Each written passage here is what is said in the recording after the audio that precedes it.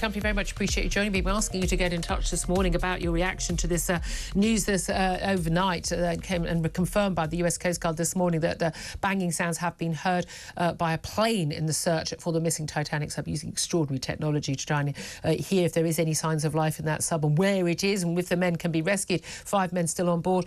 I want to know what your reaction is. You can text me on 87222. You can tweet me at TalkTV, and you can call 0344 499 1000. We've had some extraordinary calls from people with great expertise in this field. And we've got another one. Ken is in Aberdeen. Good morning to you.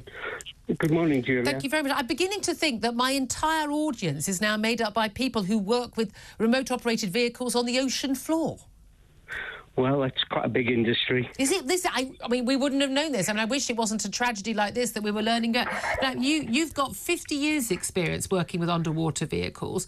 Yeah. What was your reaction when you first heard the news of this sub going missing, and your thoughts on the sounds being heard and whether it's a sign of life?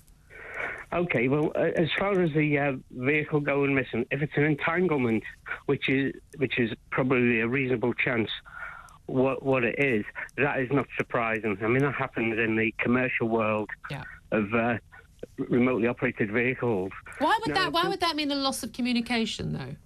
Well, no. The second thing is most commercial vehicles run separate beacons apart from the main communication system. So there's usually a standby beacon which is strapped to the vehicle. Yep. There's also a strobe fitted on the vehicle, so if it comes to the surface, the strobe would flash, so you'd have surface visualization. Now, I can't talk about the communications for the vehicle, but what I can say is there's a lot of speculation of this particular vehicle being a Mickey Mouse operation, Mickey Mouse design. Yeah. Well, there's a couple of things I think that disprove that. The first thing is, when the vehicle first went missing, the first thing you heard was they had 60 hours on board gas. Now, that's a regulation. I think it was 96 hours oxygen. Sorry, yeah, that's on board gas. Yeah. But that's a regulation that came in many years ago for things like diving bells and submarines. To design a hull to work at those depths, it's only a pressure vessel. They'll have used one of two sets of calculations, one from the DMV, which is Veritas, and the other from Lloyd's of London. Mm-hmm. It could be one or the other. Most pressure vessels around the world, whether it be for manned vehicles or unmanned vehicles, use the same set of calculations. Yeah.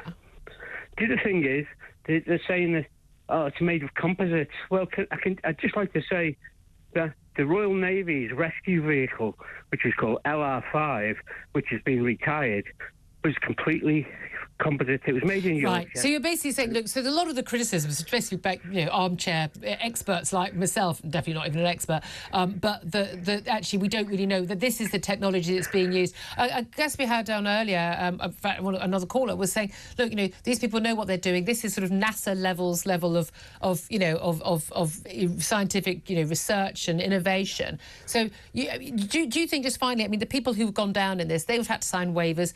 Is this a risky thing to do, even if it was, the Navy doing it? This is risky. It's underwater a long way. Things can go wrong. Do you think that they knew the risks and they accepted the risks? I think they knew the risks. And there's one sort of crucial thing I'd like to say, Julie, which is a small point. A lot of people are saying, they're using an Xbox controller or whatever the controller happens to be. I actually think that's probably an Xbox controller shell, and it's been re-engineered inside to do what they want to do. But the other thing is, even if it was an Xbox controller shell, just think of this for reliability. How many million Xbox controllers are built around the world? It's a very, very good point. It's good. It's proven technology. Ken, so appreciate you calling in. Thank you so much for your time. He's in Aberdeen. He's got 50 years experience in underwater vehicles. Thank you very much for pointing out the design code and the like is there for for all underwater vehicles.